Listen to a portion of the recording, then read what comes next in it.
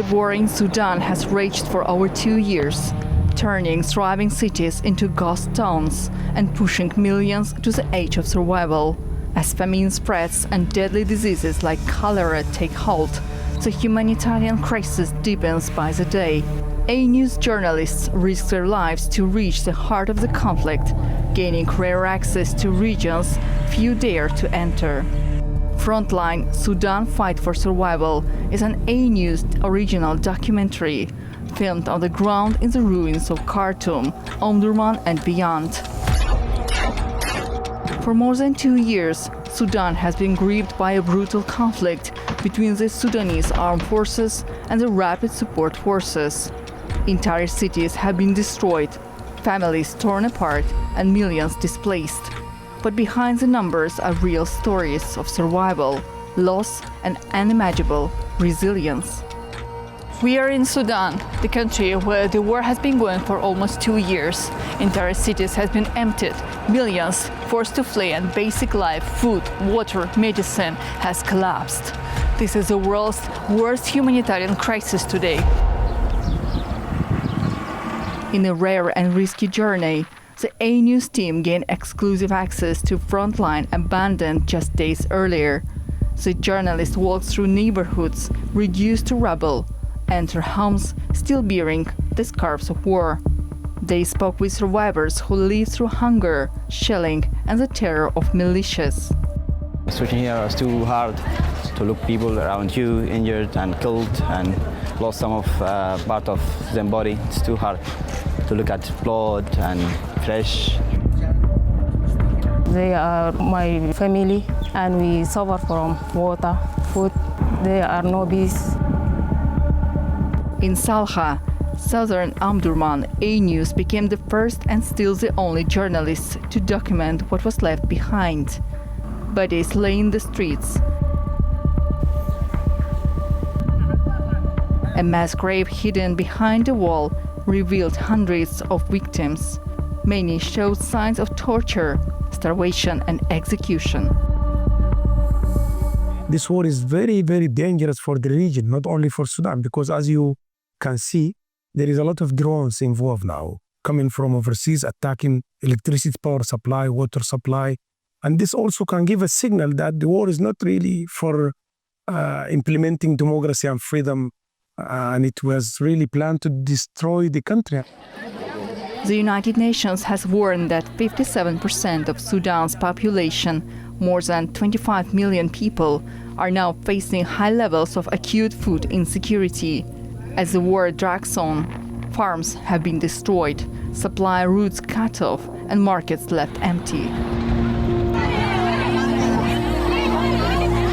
At the same time, a deadly cholera outbreak is sweeping across the country. As of June 13, the World Health Organization reported 1,854 deaths in 13 states, with thousands of new cases emerging in recent weeks.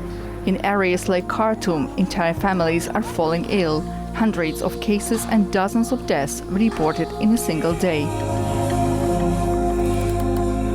We suffer from medicine, no education, disease.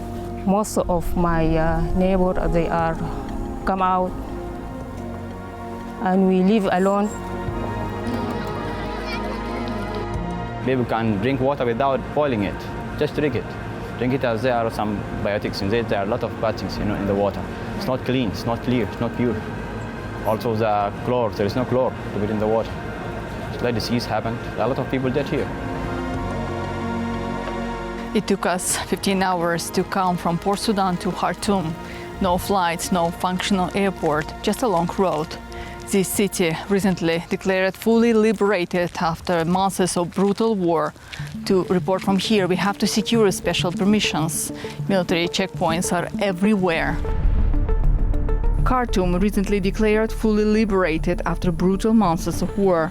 Now lies in ruins. Electricity is scarce.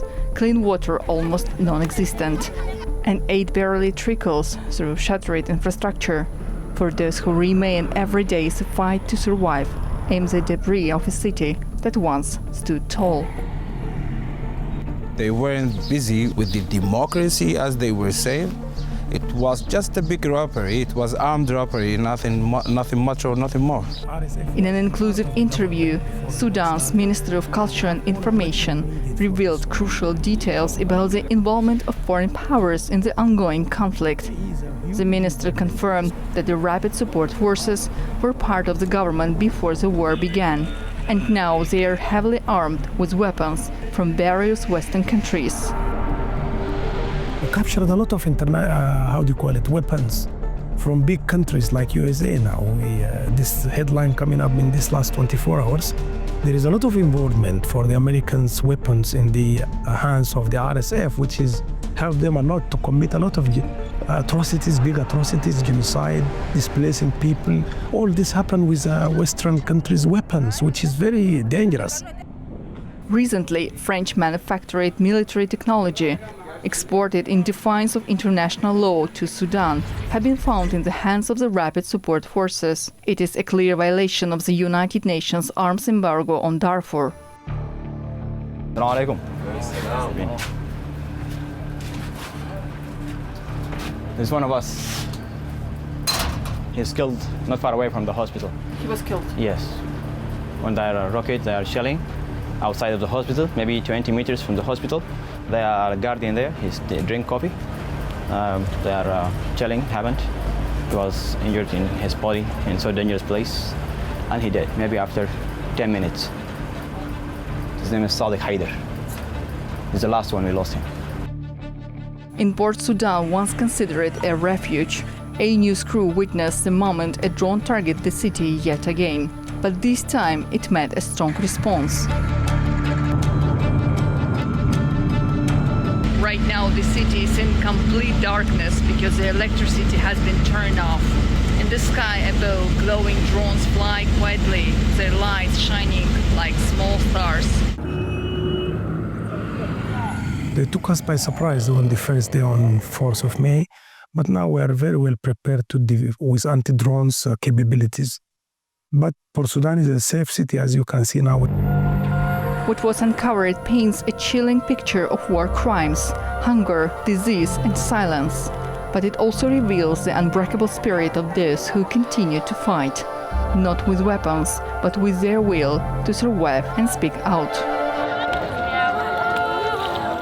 الحاجة اللي حصلت دي تبقى تجربة وتبقى لنا عتب إنه نمشي لقدام نصلح الحاجات السيئة اللي كانت ونمشي لقدام عشان شنو؟ Sudan will be better. Okay. Inshallah. Frontline Sudan Fight for Survival is not just a documentary. It's a call to remember what the world too often chooses to forget. Now streaming on all social media platforms of AnewZ.